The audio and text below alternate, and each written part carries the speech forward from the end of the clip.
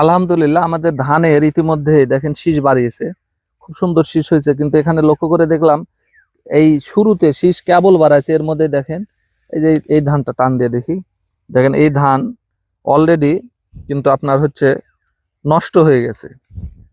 তো কি করে বুঝলাম, আমি টান দিয়েছি, দেখেন টান দেওয়ার পরে এই যে উপরের পাতা কিন্তু অলরেডি সবুজ কালার সুন্দর আছে।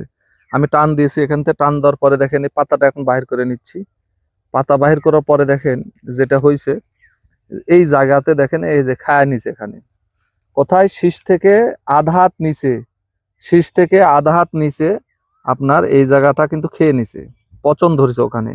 অর্থাৎ যখনই আপনার শীষ তো উপরে আছে, গোড়া আরো নিচে, মাঝপথে যখন এখানে আপনার এটা খেয়ে নিছে, তখনই কিন্তু এখানে আর খাদ্য সঞ্চালন বন্ধ হয়ে গেছে উপরে, তখনই উপরে ধানটা বাড়ানোর পর এটা কিন্তু মরে গেছে বা চিটা হয়ে গেছে। যে আরো একটা দেখতেছি যে এখানে দেখাই, এই যে আপনার এই ধানটা দেখেন একটু আলাদা, এই ধানের মধ্যে তা সাদা হয়ে গেছে, বুঝবো কি করে? দেখেন এটা যদি আমি টান দিই তাহলে কিন্তু উঠে আসবে। দেখেন এই এই যে টান দেওয়ার কারণে দেখেন নিচে যেখানে পচে গেছে, এখানে এটা এক ধরনের এখানে পচন ধরেছে। প্রথম দিকে এটা এক ধরনের পোকার আক্রমণ, এটাকে মাজরা পোকা বলা হয়।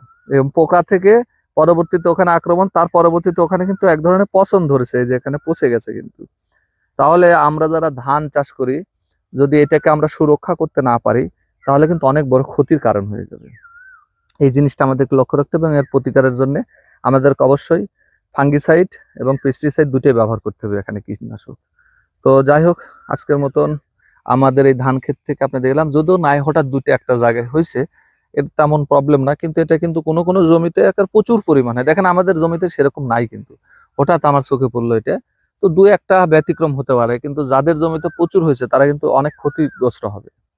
তো আজকে মতন এখানেই, আজকে যে রোগ নিয়ে আপনাদের সাথে কথা বললাম, রোগের নাম বলতে গেলে আমরা কৃষক মানুষ, আমাদের অনেক ভুল হয়ে যাবে, বৈজ্ঞানিক নাম আলাদা আলাদা। আমরা বুঝি যে আমাদের ধান নষ্ট হয়ে যাচ্ছে, এর জন্য কি করা লাগবে, ওষুধ দেওয়া লাগবে, এটা আমরা দিই। তো ঠিক আছে, আজকের মতো এখানে বিদায়। আসসালামু আলাইকুম।